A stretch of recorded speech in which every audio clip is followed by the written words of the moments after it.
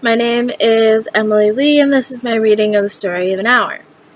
I did a little previewing before, and I concluded that this was a sad story. It's about one person. The mode is a short story. So, knowing that Mrs. Mallard was afflicted with heart trouble, great care was taken to break her as gently as possible the news of her husband's death. So right here I inferred that it is indeed a sad story, that the tone of the story is going to be kind of solemn, and it was her sister Josephine who told her, in broken sentences, veiled hints that revealed and concealing her husband's friend Richards was there too, near her. It was he who had been in the newspaper office when intelligence of the railroad disaster was received, with Brentley Mallard's name leading the list of killed. He had only taken the time to assure himself of its truth by a second telegram, and he had hasted to forestall any less careful, less tender friend in bearing the sad message. She did not hear the story, as many women have heard the same, with a paralyzed inability to accept its significance. She wept at once, with sudden, wild abandonment, in her sister's arms. When the storm of grief had spent itself, she went away to her room alone. She would have no one follow her. So, right here, I made a connection to the story, text to self, because I have actually, obviously not a husband, but lost somebody close to me, so there stood, facing the window, a comfortable, roomy armchair.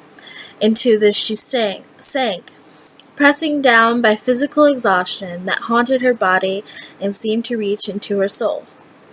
She could see in the open square before her house the tops of trees that were all aquiver with new spring life. The delicious breath of rain was in the air.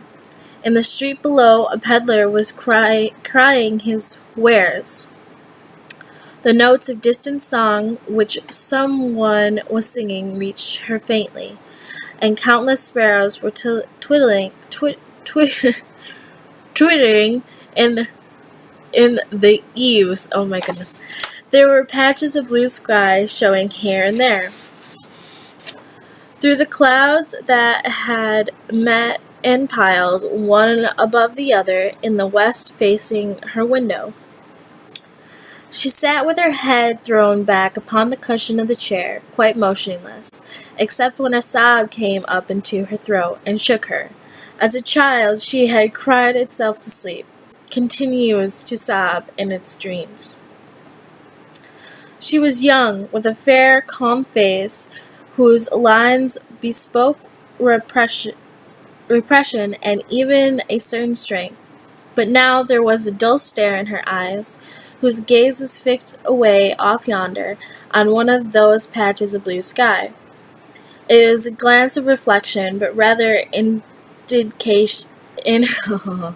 indicated a suspension of intelligent thought. Here I put a question. What is she thinking? There was something coming to her, and she was waiting for it, fearfully. What was it? She did not know. It was too subtle and elusive to name, but she felt it, creeping out of the sky, reaching toward her through the souls, the scent, the color that filled the air. Now her bosom rose and fell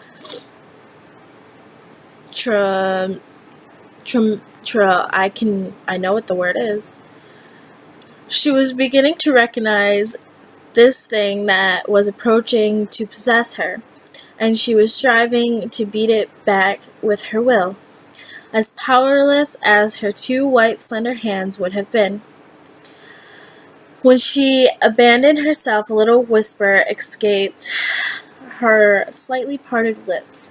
She said it over and over under her breath. Free, free, free. The vacant stare that and the look of terror that followed it went from her eyes. Right here I inferred that her husband wasn't the nicest person to her. Maybe she was in an abusive relationship with him. They stayed keen and bright. Her pulses beat fast, and coursing blood warmed and relaxed every inch of her body. She did not stop to ask if it were or were not a monstrous joy that held her. A clear and exulting perception enabled her to dismiss the suggestion as a trivial. She knew that she would weep again when she saw the kind, tender, folded hands in death, the face that had never looked save with love upon her. So this entire paragraph, I was visualizing the hands folded in a coffin, but she saw beyond the bitter moment the long procession of years to come that would belong to her absolutely, and she opened and spread her arms out to them in welcome. There would be no one to live for her during these coming years. She would live for herself. That there would be no powerful will bending hers in the blind persistence with which men and women believe they have a right to impose a private will upon a fellow creature. A kind intention or cruel intention made the act seem no less a crime as she looked upon it in that brief moment of illusion. So here I said that the tone of the story has gotten a little less sad and more, I don't know, upbeat, I guess.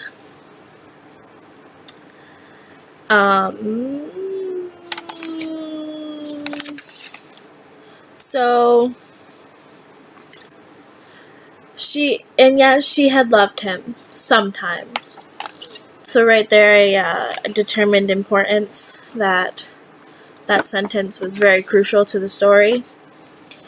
Often she had not. What did it matter? What could love, the unsolved mystery, count for it in the face of the possession of self-assertion, which she suddenly recognized as the strongest impulse of her being? Free, body and free, soul free, she kept whispering. Josephine was kneeling before the closed door with her lips to the keyhole, imploring for admission. Louise, open the door, I beg you. Open the door. You will make yourself ill. What are you doing, Louise? For heaven's sake, open the door. Go away, I'm not making myself ill. And right there I questioned, did Josephine mean her heart problem or just ill from being upset and crying? No, she was drinking in the very elixir of life through that open window. Her fancy was running awry along those days ahead of her, spring days and summer days, and all sorts of days that would be her own. She breathed a quick prayer that life would be long, and it was only yesterday she had thought with a shudder that life might be long. She arose at length and opened the door to her sister's importunities. That there was a feverish triumph in her eyes, and she carried herself unwittingly like a goddess of victory. She clasped her sister's wrists, and together they descended the stairs. Richard stood for them at the bottom. Someone was opening the front door with a latchkey. It was Bentley Mallard who entered, a little travel-stained, composed, carrying his gripsack and an umbrella. He had been far from the scene of the accident, and did not know there had been one. He stood amazed at Josephine's piercing cry, at Richard's quick motion to screen him from the view of his wife. Right here I put exclamation points, because that was not not something that you expected. But Richard was too late. When the doctors came, they said she had died of heart disease, of joy that kills. So I didn't really expect, her to die at the end.